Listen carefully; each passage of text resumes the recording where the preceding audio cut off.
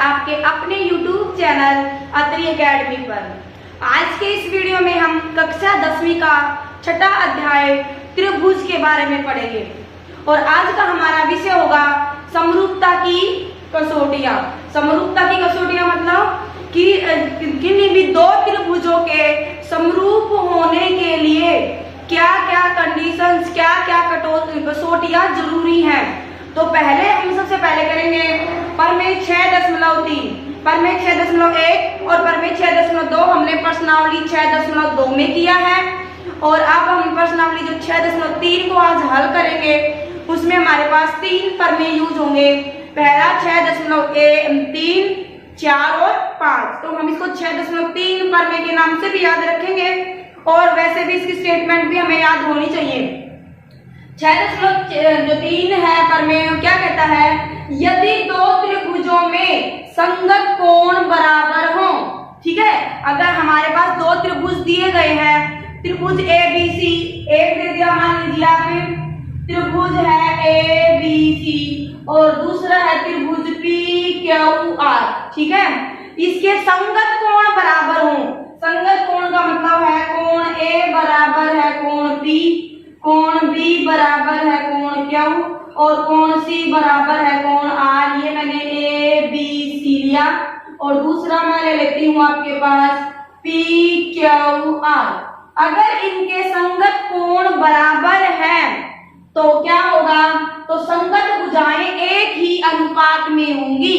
तो ये प्रमेय हमें क्या कहता है, अगर संगत कोण बराबर है ना तो इसकी संगत भुजाएं भी एक ही अनुपात में होंगी और अगर हमें संगत कोण बराबर मिल जाए तो हम कह देंगे कि ये दोनों त्रिभुज है वो क्या है, समरूप है। क्या कह देंगे कि दोनों के दोनों त्रिभुज क्या है, समरूप है।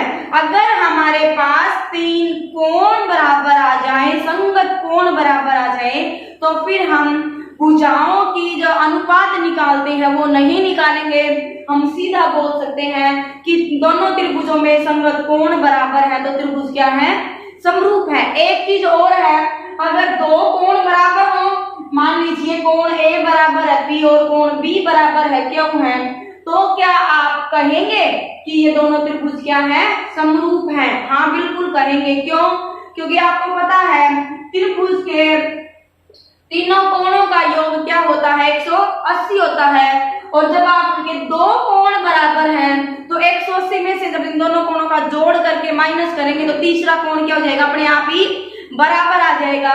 त्रिभुज के कोणों का जो योग गुणधर्म है उसके अनुसार हमारा तीसरा कोण भी क्या आएगा, बराबर ही होगा। इसीलिए या तो आप कहिए इसको एंगल एंगल एंगल कसौटी या आप एंगल एंगल कसौटी भी बोल सकते हैं। इसको आप दोनों नामों से जानेंगे, मतलब कोण कोण कोण कसौटी, तीनों कोण बराबर हो और अगर हमारे दो कोण भी बराबर हैं तो तीसरा कोण क्या हो जाएगा, अपने आप ही बराबर आ जाता है। तो आप इसको कोण कोण कसौटी भी बोल सकते हैं। यानी कि पहला क्या हुआ हमारा प्रमेय 6.3 में कि अगर दो त्रिभुज दिए गए हैं और उनको समरूप दिखाना है तो अगर दो कोण या फिर तीनों कोण बराबर आ गए तो त्रिभुज क्या होगी, समरूप होगी। उसमें हमें भुजाओं का जो अनुपात है वो दिखाने की जरूरत नहीं पड़ेगी। ठीक है, अब दूसरे वाला है जो प्रमेय 6.4 है, इसमें क्या होगा, यदि दो त्रिभुजों में एक त्रिभुज की भुजाएं दूसरे त्रिभुज की भुजाओं के समानुपाती हो। प्रमेय 6.4 में क्या होगा, अगर दो त्रिभुज दिए गए हैं, त्रिभुज ABC और PQR,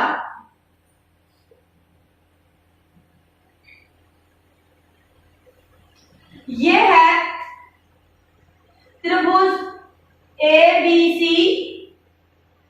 और दूसरा त्रिभुज है PQR।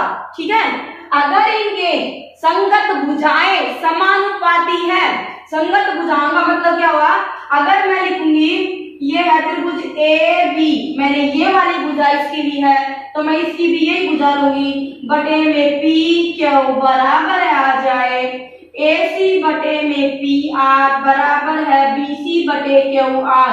अगर ये किसी भी अनुपात में है के का मतलब है कोई भी अनुपात, 2/3, 3/4, 1/2, 2, मतलब कोई भी अनुपात आ सकता है के की जगह पे, ठीक है। तो यहाँ से क्या होगा कि कोई वास्तविक संख्या होगी, कोई भी अनुपात आ जाए, ठीक है। तो यहाँ से क्या बनेगा आपके पास, अगर दो त्रिभुजों की भुजाएं समानुपाती हैं तो क्या हो जाएगा, उसके संगत कोण है वो अपने आप ही क्या होगा, संगत कोण बराबर हो जाएंगे और त्रिभुज क्या हो जाएंगी, समरूप हो जाएंगी। ये कहता है प्रमेय 6.4 के अनुसार। प्रमेय 6.4 में क्या होगा, अगर दोनों त्रिभुजों की संगत भुजाएं समानुपाती हैं तो उसके संगत कोण क्या होंगे, बराबर होंगे और त्रिभुज क्या बन जाएंगी, समरूप बन जाएंगे। तो इस कसौटी को आप क्या बोलोगे, क्या है इसमें, भुजा साइड साइड साइड कसौटी, मतलब तीनों ही जो आपके पास त्रिभुज की जो तीनों ही साइडें हैं वो क्या होंगी, समानुपाती होंगी, समान नहीं होगी, समानुपाती यानी कि किसी न किसी अनुपात में हो। समान वाली कसौटी कहाँ थी हमारे पास, उसमें थी सर्वांग समता में, कॉन्ग्रुएंसी जिसको बोलते हैं। सर्वांग समता में क्या थी हमारे पास, वो भुजाएं थी वो बराबर आनी चाहिए थी, तीनों साइडें इक्वल होनी चाहिए थी। लेकिन इसमें क्या होगा, हमारे पास समानुपाती हो, ये चीज आपको बिल्कुल ध्यान रखनी है। समान नहीं, समान हो तो होनी ही है, लेकिन समानुपाती हो तो भी क्या होगा, त्रिभुज दोनों ही क्या होंगे, समरूप होंगे। इसको आप किससे याद रखोगे, भुजा भुजा भुजा कसौटी के अनुसार। अगर हमारी तीनों ही भुजाएं क्या हो, समानुपाती हो, तो फिर हम एंगल दिखाने की जरूरत हमें नहीं पड़ेगी, उसमें भुजाओं से ही क्या हो जाएगी, त्रिभुज समरूप। तीनों कोण बराबर हो तो भी समरूप है और तीनों भुजाएं बराबर है तो भी क्या हो जाएगा, समरूप। तो आपको याद होगा हमने पहले जो इसकी प्रश्नावली 6.1-2 में पढ़ा था कि आपके पास दो त्रिभुजों की समरूपता के लिए क्या होने चाहिए, हम कहते थे संगत कोण बराबर हो और दो भुजाओं का क्या हो, आपके पास समानुपाती हो। हम दोनों कंडीशन पढ़ी हमने कि संगत कोण भी बराबर होने चाहिए और दो भुजाएं क्या होनी चाहिए, समानुपाती होनी चाहिए। लेकिन इसमें क्या है आपके पास, उससे थोड़ा सा अलग किया गया प्रमेय 6.3 और 6.4 में कि तीनों भुजाएं बराबर तीनों कोण बराबर हैं तो भी त्रिभुज समरूप होंगी, और क्या होंगी, तीनों भुजाएं बराबर हैं तो भी तीनों भुजाएं समानुपाती हैं तो भी त्रिभुज क्या होंगी, समरूप होंगी, ठीक है। इसके बाद हमारा अगला है प्रमेय 6.5। 6.5 प्रमेय में क्या होगा, इसमें कहता है अगर हमारे पास त्रिभुज में दो भुजाएं और उन दोनों भुजाओं के अंतर्गत बनने वाला कोण क्या है, मान लीजिए यहां से AB बटे में PQ बराबर है BC बटे QR। ये तो किसी न किसी अनुपात में हो, आप यहाँ पे A ले लीजिए, किसी न किसी क्या हो अनुपात में, यानी कि समानुपाती हो। और इन्हीं दो भुजाओं के अंतर्गत बनने वाला कोण, इस बात का बिल्कुल ध्यान रखेंगे आप, जो दो भुजाएं हैं जो समानुपाती हैं उन्हीं के अंतर्गत बनने वाला कोण होना चाहिए। ऐसा नहीं है कि यहाँ से AB PQ के समानुपाती है और BC QR के है, ये दोनों का जब हम अनुपात निकाले तो क्या हो, समान हो, और कोण में हम R और C का बराबर हो, तो वो नहीं होगा। इन्हीं दोनों भुजाओं के अंतर्गत बनने वाला कोण यानी कि कोण B बराबर है कोण Q, समान हो तो भी हम क्या कहेंगे, दोनों त्रिभुज क्या है, समरूप हैं, दोनों त्रिभुज क्या होंगी, समरूप। इसी कसौटी को हम क्या बोलेंगे, इसको बोलेंगे हम साइड एंगल साइड, मतलब भुजा कोण भुजा, भुजा कोण और भुजा कसौटी, ठीक है, साइड एंगल साइड कसौटी होगी। ये वाली कसौटी हमारी सर्वांग समता में भी थी और ये वाली कसौटी हमारी किसमें भी है, समरूप में भी है। उसमें बस यहाँ पे समानुपाती यूज करते हैं हम, समानुपाती होगा और उसमें हम क्या करते थे, बराबर होता था, ठीक है। तो ये हो गया आपके पास 3 कसौटियां हैं, कोण कोण कोण कसौटी, भुजा भुजा भुजा कसौटी, और ये आ गया भुजा कोण भुजा कसौटी। आपको ये तीनों ही कसौटियां याद रखनी है और तीनों कसौटियां अगर याद है तो प्रश्नावली 6.3 है वो इन्हीं 3 कसौटियों पे चलेगी, ठीक है। तो अब हम शुरू करते हैं प्रश्नावली 6.3। लेकिन इससे पहले हम करेंगे कि जब दो त्रिभुज समरूप होती हैं तो उनको सांकेतिक रूप में हम कैसे लिखेंगे। ठीक है, एक बार थोड़ा सा प्रश्नावली शुरू करने से पहले ये चीज भी करते हैं हम। सांकेतिक रूप, जैसे आपने सर्वांग समता में पढ़ा था कि जब दो त्रिभुज सर्वांग सम हो तो उनको उनके जो सांकेतिक रूप है आपको उसी में लिखना होता है। यानी कि मान लीजिए एक त्रिभुज है ए बी सी और दूसरी है पी क्यू आर। ठीक है, ये दो त्रिभुज है, अगर कोण ए बराबर है कोण पी के, ठीक है, तो क्या बन जाएगा आपके पास, एक त्रिभुज लिखेंगे हम ए बी सी और जब दूसरा लिखेंगे ये आपके पास त्रिभुज ए बी सी। अब मान लीजिए कोण ए बराबर है कोण क्यू के है, पी के ना होके कोण क्यू है, तो जब हम समरूप लिखेंगे तो हम समरूप का चिन्ह लगा दिया हमने, समरूप है कोण, मैंने ए के बराबर क्यू है तो इसके ए के बाद मैं लिखूंगी क्यू। ठीक है, अब मान लीजिए कोण बी है वो कोण आर के बराबर है तो फिर आ जाएगा क्यू आर, और तीसरा कोण सी पी के बराबर हो जाएगा, अपने आप ही हो गए तो, और ये बन जाएगा पी। तो इस टाइम हम क्या लिखेंगे, त्रिभुज ए बी सी समरूप है त्रिभुज आर क्यू आर पी के। मतलब क्या होगा, जो कोण जिसके बराबर है, अगर हम कोण कोण कोण समरूपता पे चले तो जो कोण बराबर है ए के बराबर क्यू कोण है तो हम त्रिभुज लिखेंगे ए बी सी समरूप है क्यू बी आर के और सी पी के। इसी तरह से हम चलेंगे भुजा पे। ठीक है, भुजा पे कैसे, मान लीजिए त्रिभुज की भुजा ए बी है, एबीसी त्रिभुज में त्रिभुज की भुजा ए बी है, वो पी क्यू के समानुपाती ना होके क्या हो, क्यू आर के हो, तो हम ए बी के साथ क्या लिखेंगे, इसके साथ क्यू आर। अब बी सी समानुपाती है आर पी के तो हमें लिखना पड़ेगा आर पी। हो सकता है कि बी सी है ये समानुपाती हो किसके, पी आर के है या आर पी के है, वो तो क्या हो गया, भुजाई होगी। लेकिन आपको इस तरह से देखना है कि यहाँ ए बी क्यू आर के है तो यहाँ पे क्या बनेगा, बी सी आर पी पे है। इसी तरह से हम लिखेंगे समरूप। और इसका और ज्यादा विस्तृत है, हम साथ के साथ जब एक सवाल को हल करते चलेंगे तब भी मैं आपको सांकेतिक रूप में बताती चलूंगी। ठीक है, तो आप सवाल पहला शुरू करते हैं। क्या है पहले सवाल में, ये है त्रिभुज ए बी सी और दूसरी त्रिभुज है पी क्यू आर। ठीक है, इसमें कोण ए है 60 का, इधर कोण पी भी 60 का है, यहाँ कोण बी 80 का है तो यहाँ पे कोण जो क्यू है वो भी 80 का है, और कोण सी 40 का है और तो कोण आर भी क्या है 40 का। इसका मतलब कौन सी कसौटी पर में कौन सा यूज हुआ, यहाँ पे पर में 6.3 और क्या था उसमें, कोण कोण कोण कसौटी के अनुसार। सबसे पहले देखो इसमें 3 चीजें बतानी है पहले सवाल में। पहले तो आपको ये बताना है कि त्रिभुज समरूप है या नहीं, नंबर 1। नंबर 2 पे अगर समरूप है तो कौन सी कसौटी के अनुसार समरूप है, नंबर 2। और तीसरे पे आपको बताना है कि इसको सांकेतिक रूप में भी व्यक्त करो, यानी कि जैसे आपके पास समरूपता है उसी हिसाब से आपको संकेतों में लिखना है। ठीक है, तो हम लिखते हैं, यहाँ से आपको पता लग गया कि त्रिभुज ए बी सी और त्रिभुज पी क्यू आर दोनों क्या है, समरूप है। और कसौटी कौन सी है, यहाँ से कोण कोण कोण कसौटी के अनुसार। सबसे पहले तो समरूप है या नहीं, तो हमारा उत्तर होगा हाँ समरूप है।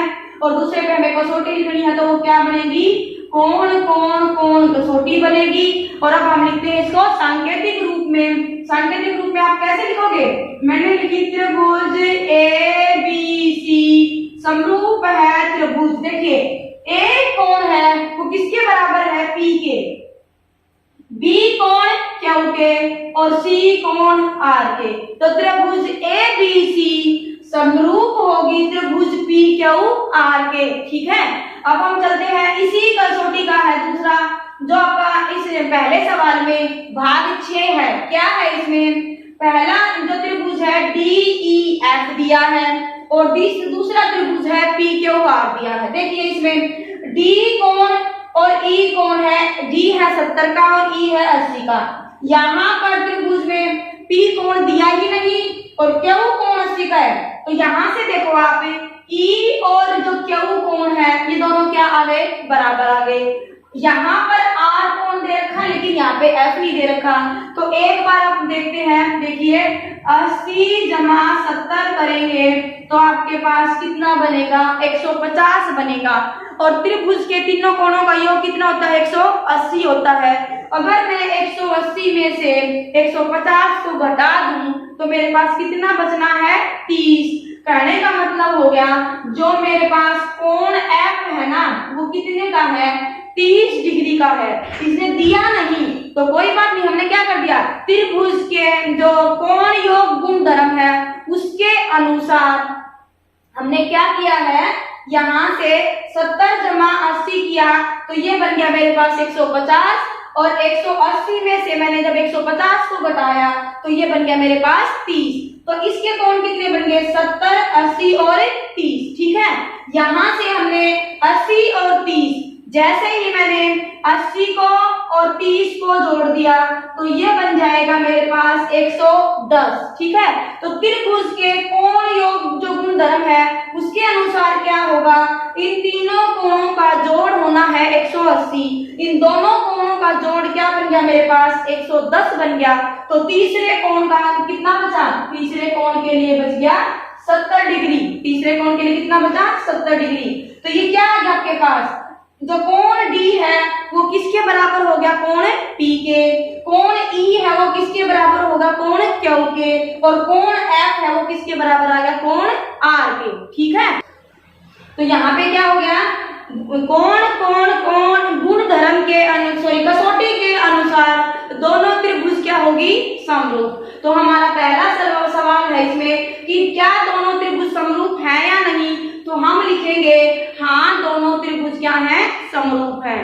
नंबर 2 पे समरूपता की कसौटी को लिखिए, तो हमारी समरूपता की कसौटी क्या है, कोण कोण कसौटी के अनुसार दोनों त्रिभुज जो डी ई एफ और पी क्यू आर है वो क्या है, समरूप है। तीसरी सांकेतिक रूप में व्यक्त कीजिए। सांकेतिक रूप में देखिए आप यहाँ से संकेतों में करेंगे तो मैंने पहले लिख दिया त्रिभुज डी ई एफ और ये समरूप है।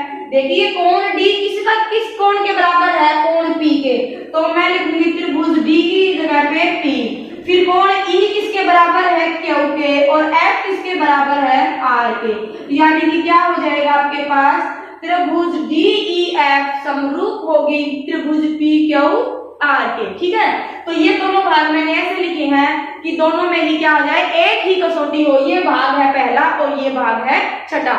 तो आप ऐसे ध्यान रखना, कई बार क्या दे दें, तीनों कोणों का योग 180 बनता हो। यहाँ पे जैसे इसने क्या दिया था, 70 और 80 दे दिया, और इसमें 70 ना देके क्या दे दिया, 80 और 30 दे दिया। तो ऐसा नहीं है कि इसमें तो 70 और उसमें 30 हमारा मिला नहीं। पहले हम क्या करके देखेंगे, तीसरा कोण निकाल के देखेंगे। दोनों त्रिभुजों में तीसरा कोण निकालेंगे, फिर हमें पता लग जाएगा कि तीनों कोण बराबर है या नहीं। उसके बाद हम जवाब देंगे कि दोनों त्रिभुज समरूप हैं या नहीं। ठीक है, अब हम करते हैं अगला भाग। और अगले भाग में देखिए, यहाँ से जो भाग 2 है इसके अनुसार क्या होगा,